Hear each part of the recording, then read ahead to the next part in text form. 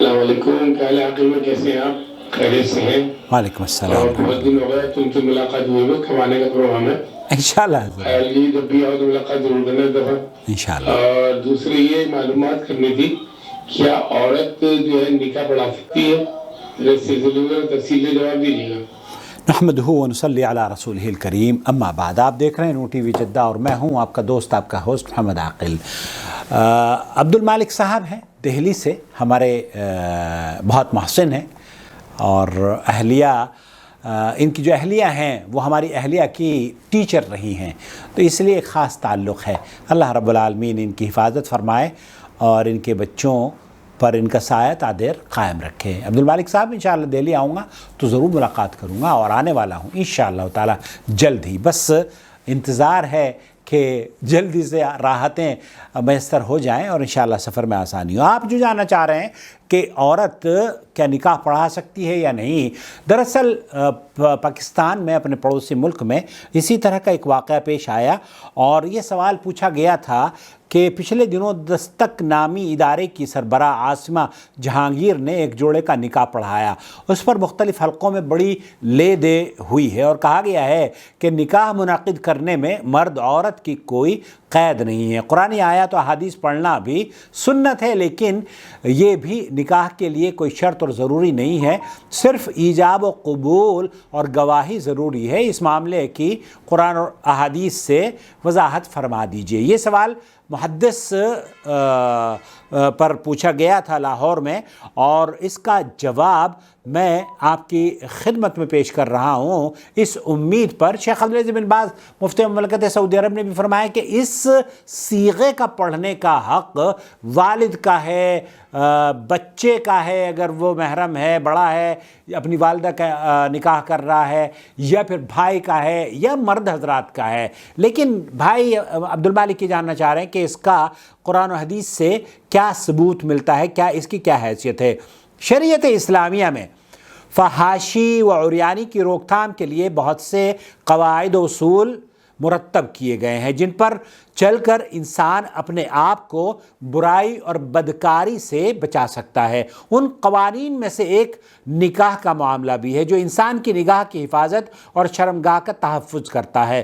نکاح کے ضروری مسائل سے آگاہ ہونے کے لیے کتاب و سنت میں بہت سے دلائل موجود ہیں، لیکن امت مسلمہ کو راہ راست سے ہٹانے اور انہیں بدکاری و فحاشی کے سیلاب میں بہلانے کے لیے یا بہانے کے لیے مختلف یہودی ادارے، تنظیمیں اپنے حواریوں کے سمیت عروج پر پوری طاقت سے مصروف ہیں، جنہوں نے انسانی حقوق کے تحفظ اور آزادی نسواں کے نام پر کئی ایک ادارے اور سوسائٹیز قائم کر کے مسلم ممالک میں بے حیائی کو فروغ دیا ہے۔ انہی یہودی تنظیموں کے توسط سے ملک پاکستان میں عاصمہ جہانگیر نامی عورت بے دستک کے نام پر فحاشی اور عریانیت کا اڈا قائم کر رکھا ہے، جہاں پر بہت سے گھروں کی لڑکیاں جو اپنے آشناؤں کے ساتھ فرار ہو کر آتی ہیں، پناہ پکڑتی ہیں، اور عاصمہ جہانگیر باقاعدہ انہیں تحفظ بھی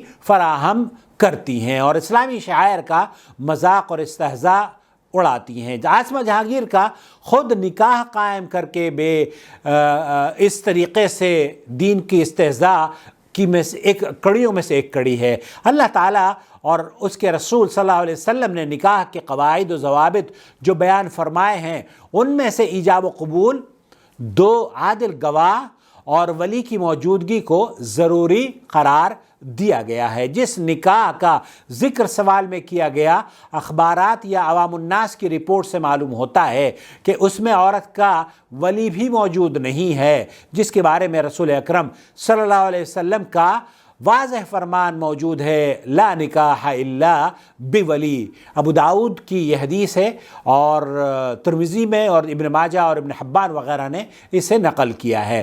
ولی کے بغیر اللہ کے رسول صلی اللہ علیہ وسلم نے فرمایا نکاح نہیں ہوتا۔ نکاح کے لیے ولی کا ضروری ہونا کئی ایک ادلہ سے معلوم ہوتا ہے۔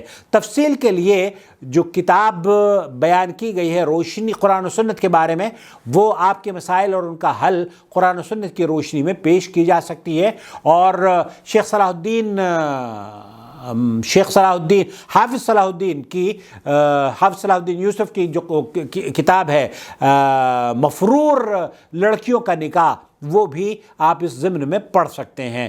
تو اسی طریقے سے حضرت ابو ہریرہ رضی اللہ تعالی عنہ سے روایت ہے کہ رسول اکرم صلی اللہ علیہ وسلم نے فرمایا عورت کی شادی نہ کرے اور نہ ہی عورت اپنی شادی خود کرے۔ جو عورت اپنی شادی خود کرتی ہے وہ زانیہ ہے۔ اس حدیث کو سنن الکبریٰ للبیہقی اور دارقطنی وغیرہ نے نقل کیا ہے۔ علامہ محمد بن اسماعیل الصنعانی رحمۃ اللہ علیہ اس حدیث کی شرح میں یہ فرماتے ہیں کہ اس حدیث میں اس بات کی دلیل موجود ہے کہ عورت کو اپنا یا کسی دوسری عورت کا نکاح کرانے کا اختیار نہیں ہے، لہذا نکاح کے سلسلے میں ایجاب و قبول کے بارے میں عورت معتبر نہیں ہے۔ ولی وغیرہ کی اجازت کے ساتھ اپنی شادی خود نہ کرے اور نہ ہی کسی دوسرے عورت کی شادی ولایت و وکالت کے ساتھ کرے، اور عورت کی ولایت وہ وکالت کے ساتھ نکاح قبول نہیں کیا جائے گا، اور یہی جمہور علماء محدثین کا قول نقل کیا گیا ہے۔ علامہ صنعانی رحمۃ اللہ علیہ کی اس توضیح سے معلوم ہوا کہ عورت ایجاب و قبول کے بارے میں معتبر نہیں ہے، اور نہ ہی نکاح میں عورت کی ولایت اور وکالت کو قبول کیا گیا ہے۔ نواب صدیق خان رحمۃ اللہ علیہ یہ فرماتے ہیں کہ عورت کی شادی نہ کرے، یعنی عورت کو اپنا یا کسی دوسری عورت کا نکاح کرانے میں ولایت حاصل نہیں ہے، لہذا نکاح کے سلسلے میں ایجاب و قبول کے متعلق عورت معتبر نہیں ہے۔ نیز بیہقی میں اللہ کے رسول صلی اللہ علیہ وسلم کی یہ حدیث بھی موجود ہے، لا تنکح المرأة، یعنی عورت کا نکاح نہ کرے کے الفاظ موجود ہیں۔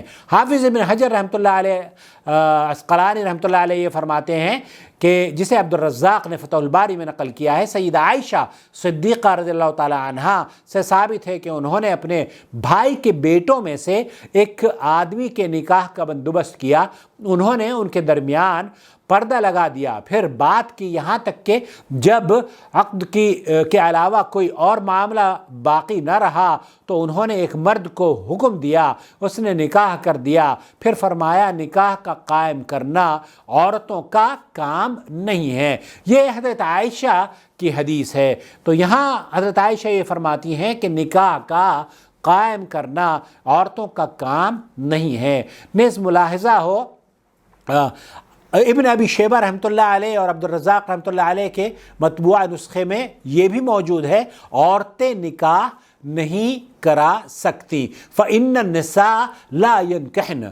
اور اسی طریقے سے سیدہ عائشہ رضی اللہ تعالیٰ عنہ کی اس حدیث سے یہ بھی معلوم ہوتا ہے کہ نکاح کے انتظامات وغیرہ میں عورت اپنا کردار بخوبی انجام دے سکتی ہے اپنے پردے کے اہتمام کے ساتھ، لیکن نکاح پڑھانے کی اسے اجازت نہیں ہے۔ اس لیے سیدہ عائشہ رضی اللہ تعالیٰ عنہا نے جب نکاح کا معاملہ ہوا تو مرد کے سپرد کر دیا۔ جب سیدہ عائشہ رضی اللہ تعالیٰ عنہا جیسی پاک باز خاتون ام المومنین یہ کام نہیں کر سکتی تو آسمہ جہانگیر جیسی خبیث النفس عورت کو اس کا اختیار کہاں ہے کہ وہ بدون ولی کو ولایت کا اختیار بھی لے لے اور نکاح بھی پڑھا دے۔ اس مسئلے کی مزید وضاحت سیدنا علی رضی اللہ تعالیٰ عنہ سے مروی اس قول سے بھی ہوتی ہے، انہوں نے فرمایا، ابن ابی شیبہ نے اسے نقل کیا ہے، عورت خطبہ نہ دے اور نہ نکاح کرے۔ امام ابو حنیفہ رحمۃ اللہ علیہ کے استاد الاساتذہ امام ابراہیم النخعی رحمۃ اللہ علیہ فرماتے ہیں کہ لیس العقد بید النساء، عقد نکاح عورت کے ہاتھ میں نہیں ہے، عقد نکاح صرف مرد کے ہاتھ میں ہے۔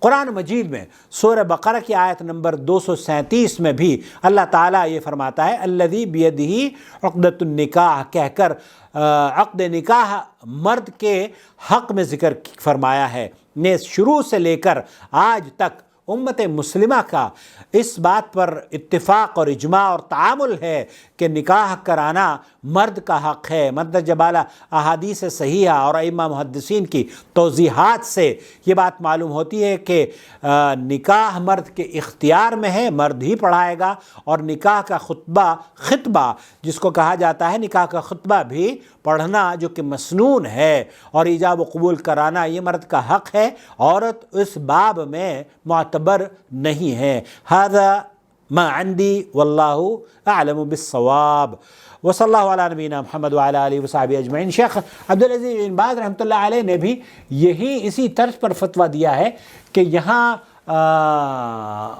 جو بھائی کا حکم ہے یا بیٹے کا حکم ہے یا مرد کا یہ جو نکاح کا جو صیغہ ہے اس کے بارے میں یہ مرد ہمیشہ سے پڑھتے آئے ہیں، اور اللہ کے رسول صلی اللہ علیہ وسلم کی زوجہ محترمہ ہماری ماں نے بھی، اگر مدینہ کی سب سے بڑی مفتی اس پر عمل کرتی تو شاید عورتوں کے لیے ایک راہ ہموار ہو جاتی کہ ام عائشہ رضی اللہ تعالی عنہ نے اپنے رشتہ داروں کے نکاح خود پڑھائے تھے تو یہ ثبوت کے طور پر وہ پیش کر سکتی تھیں، لیکن ام عائشہ رضی اللہ تعالی عنہ نے خود نہ پڑھا کر نکاح مرد کو اختیار دیا، تو اس بات کی بین دلیل ہے کہ مدینے کی سب سے بڑی مفتی عورت ہماری ماں حضرت عائشہ رضی اللہ تعالی عنہ صدیقہ بنت صدیق رضوان اللہ علیہم اجمعین نے جب وہ کام نہیں کیا ہے تو ہماری عورتوں کو بھی یہ کام نہیں کرنا چاہیے۔